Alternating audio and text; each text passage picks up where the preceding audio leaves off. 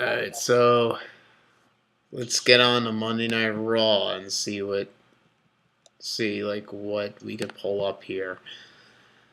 Yep, from the small information that we have. Yeah. Apparently, Roman Reigns and Rusev fought again for the U.S. title, but they got a double count out. I mean, I, I don't know. I don't know why they're continuing this. Why can't just Roman Reigns face a viable guy this time and Rusev go on to do whatever it is? I don't get it. Doesn't make much sense, but okay.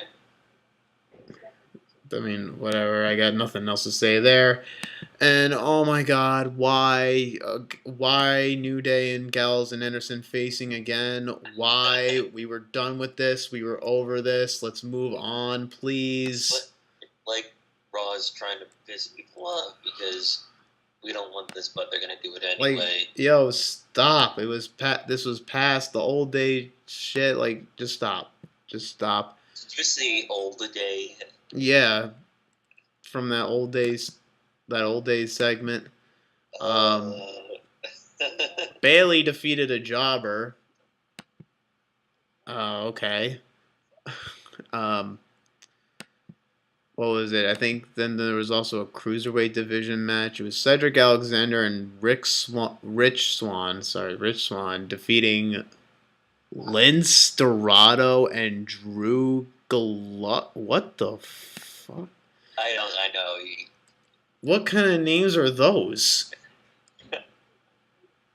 I mean, I know Cedric Alexander and Rich Swann. I know them, but the person they face, Lince Dorado and Drew I can't even pronounce his fucking name. What is with these names? This is their real names. I mean, okay, I don't really care about it, but whatever. Then, like you said, in the Clash of Champions, Cesaro and Sheamus forced to team up. Due to Mick Foley, they beat out jobbers Nick Cutler and Willis Williams. Ugh, I mean, wait. I mean, wait a second. They defeated these jobbers, Nick Cutler and Willis Williams. Okay, that last one is kind of generic in a sense. Very generic. Okay. So we're gonna get Cesaro and Sheamus tag teaming. Wow. That's I no words are I can't express any more words than that. I really can't. Why? We just had it's like, okay, we're gonna have a fight. We're gonna have multiple fights, and at the end, we're gonna be attacked. Wait, what? Oh my God! What are they really? What are they doing? What logic? Then Sasha Banks confronted Charlotte to challenge her for a one-on-one rematch for the women's championship. What I don't understand is what they're doing now with these rematches for championships is that when they do triple threat matches for they say they do triple threat matches where the original two people that were facing for the championships. And whenever there was a new crowning champion, they do a triple threat match, and then they're like, "Oh, but I want that one-on-one." Wasn't the triple threat count as a rematch for that championship? I don't understand it. Yeah, but it's just one extra person, though.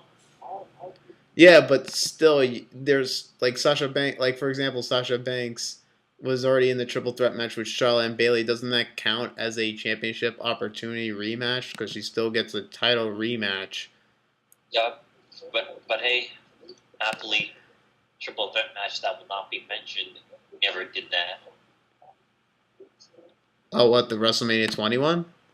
Yeah. Well, they literally did a rematch of that triple threat match. That was the rematch. At Backlash? Yeah, Backlash 2004. The next month was a rematch from WrestleMania 20. Okay, then that's fine. Yeah, exactly. But whenever it's a triple These threat, matches will never take me. whenever it's a triple threat, the former champion's like, I want my one-on-one title rematch. Like, no, you already had your title rematch. Like, this doesn't make any logical sense. It really doesn't. It's But such a disappointment. but Sasha Banks is getting a women's title match anyway on Raw after her confrontation with Charlotte and then bitch slapping her. Um, Uh, so then there was another cruiserweight division highlight. The cruiserweight champion Suicide defeating oh Tony wow. Tony Nese, I guess his name is. Wow, you're really gonna call him Suicide now. No longer by his new name. No, because what kind of name is T.J. Perkins? Um, Mojo Rawley, AJ Styles. What you think those are? AJ Styles sounds much better than T.J. Perkins. It works. It works. And you could tell that people were bored out of their minds with this match because you could hear people chanting CM Punk in the audience, and really, who could blame them? Who could blame them? Because there's like nothing interesting going on in this match. Yeah, but the crowd doesn't necessarily need to cheer CM Punk anymore. And what? Yeah, they chanted CM Punk during this match. I didn't even see Raw. I saw the highlights and I still heard it. And you know what? For people defending the cruiserweight division and like saying that it's awesome and everything, look what T.J. Perkins barely got a reaction when he won the match. Didn't even get that much of a reaction at all. At least the crowd didn't chant boring. They probably did at some point, but they were chanting with other stuff besides what was going on in the match. It just shows you. Just shows you. Then apparently there was the highlight reel with Jericho having Kevin Owens on this show. Seth Rollins was gonna crash it, but then Mick Foley stopped him and had security escort him out because because Seth Rollins couldn't compete because of the injury he had. Yep, didn't want to cost him any injuries. And then Enzo Amore and Big Cass challenge Kevin Owens and Jericho for in a tag match, and Kevin Owens and Jericho beat Enzo and Cass. Enzo and Cass are slowly dying a slow death right now. Kind of. I mean, I hate to say it, they are an entertaining tag team, but I don't think they're beginning to not know what they're doing with Enzo and Cass now. Why can't we just do some trades? I want Enzo and Cass on SmackDown. I want Cesaro on SmackDown. Oh no, they can't. SmackDown. But they can't. They purposely draft people that are in relationships to different shows, and Cass is dating Carmella.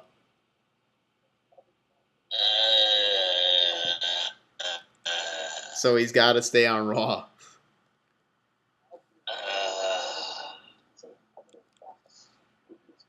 Well, at least Carmella has a chance to shine. Yeah, but you know what I don't get too. You know what's also the problem too with WWE, and it's also even though SmackDown's great, it also has this problem. Yeah. The problem is they always end the shows with matches. They always end the show with a match, a main event match. Can't you do a segment like a segment that closes out the show that like leaves that like and then something like crazy happens and then people are like wanting more and they want to tune in next week to see. Yeah, that's cool too. Like the problem is they're always ending the show with a match, and then something kind of like screwy happens with that, but nothing really exciting. That's why people tune out. That's why people don't want to see what happens next week. They should have like at least one set. That's why I thought one of the Raws was great when they ended the show with Brock Lesnar with Randy Orton RKOing Brock and he came out of nowhere. I thought that was great because that wasn't the main event. That wasn't even a match. That was just a segment. and it was pretty cool. And it was Yeah. pretty cool. It was like, That's oh, why I what's thought gonna happen that. That's why next I thought week? that Raw was actually pretty good. Yeah, but like, what was gonna happen next week when Raw? I meant when these two encounter, or when Raw, or I meant, or when Randy Orton or Brock Lesnar say their piece on what just happened. Yeah, like why can't they just end a show in a segment where something happens and then where something like crazy happens during a segment and then people are like, "Oh my Sure. god, this happened. Now we got to tune in. Now we need to tune in next week to see what happens." Like Sure. that's what's missing. That's what's missing with the product. Well, there's a whole lot that's missing with the product, but yeah, that's one of them. I mean, it's okay to have a main event, match on a show once in a while, but like sometimes you need to do something different and have a segment to end the show. Pretty much. It can't just be wrestling all the time. Like I know. Wait, yes, wrestling, it's a wrestling show, so it has to have wrestling. I get that, but it's too much wrestling. That's the problem. yeah, we got 5 hours of Raw and SmackDown each week. So this Raw was just really bad. And oh yeah, and this was the Raw. This is the Raw that was competing against the presidential debate. So I knew, oh boy, the ratings are not going to be good for this one. And they weren't. Well, I mean, I expected worse. I think it drew a 1.7. I expected worse, but it doesn't mean that this rating was good at all. This was another horrible rating, definitely. But just But imagine. but I expected worse. But just imagine, like, what if next year, around WrestleMania time, or even after WrestleMania, they go below 1 million viewers? Well, I wouldn't know what to say. I wouldn't know what to say. Really wouldn't. Either two violence, I see two things. One, abandon ship, or make it right. And I'm so disappointed in WhatCulture too, because now you see they're really in denial about Raw about the ratings because I don't know if you saw that video that they put out about Raw rate the Why? ratings aren't as bad as you think. I didn't see the video, but I saw someone's commentary on that video, and I was like, wow. I know that shows you that they're desperate. That they're like I trying don't to know find if excuses. There is no excuses. Their ratings are going down the drain. I can't believe WhatCulture is actually getting behind me. But even though I am a fan of them still, regardless, but that just sucks.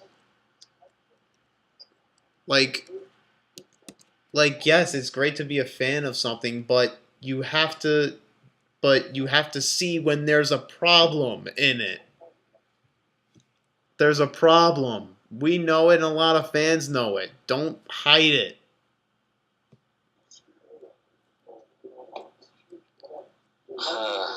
Like it's a That makes me, problem. The ratings aren't as bad as you think. They're bad. Yes, yes, they are bad. especially bad when when they for two different things that you mentioned. Like, okay, one, when you have a teenager or just a fan of wrestling, and they what would you think they would probably see? A few clips of Raw or a whole 3 hour show. Yeah, But no, they want to see clips of it, but like they're saying as if like it's like this new age of YouTube and stuff.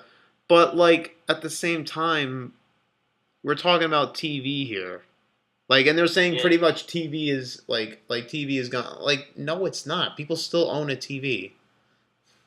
They're yes, thinking like, oh, it's not that bad because they're getting 2 million views on YouTube.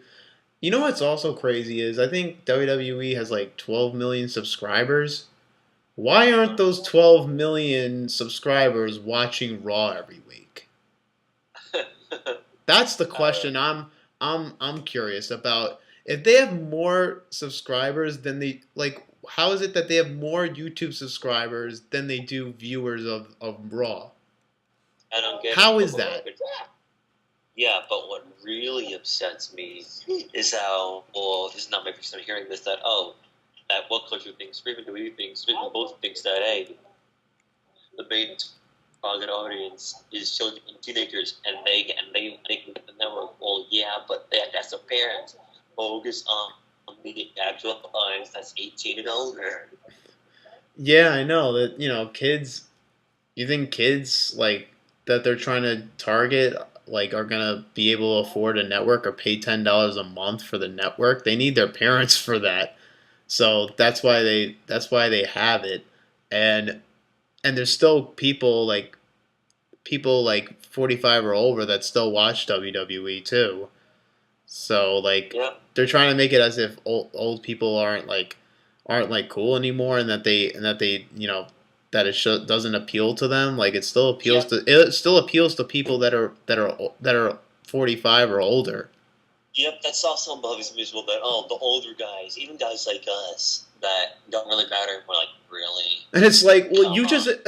you just insulted yourself. You said old guys like us. Like you just insulted yourself. You're calling yourself old, and you're saying it doesn't appeal to you. But here you are, like saying that. Like what?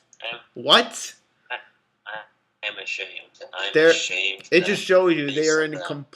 complete denial. They are living in their own fantasy. I can only wonder what Coach is going to come out next about this related subject. I just can't wait. I guarantee you, they have a deal with WWE. They're working with WWE in some way, shape, or form. Yet they have their own wrestling promotion. Yeah, and they have their own promotion. I feel like they have some ties with it because I see like thumbnails of like that guy Adam from WhatCulture like interviewing like Brock Lesnar, Paul Heyman, and AJ Styles and all that. So they have some kind of connection with WWE in some way. Yes, and it stinks for them to be in this position. Like, come on, be true to yourselves, expose the truth, Like, dude, and yeah, get dude, going. say that it's bad. Like, it's okay.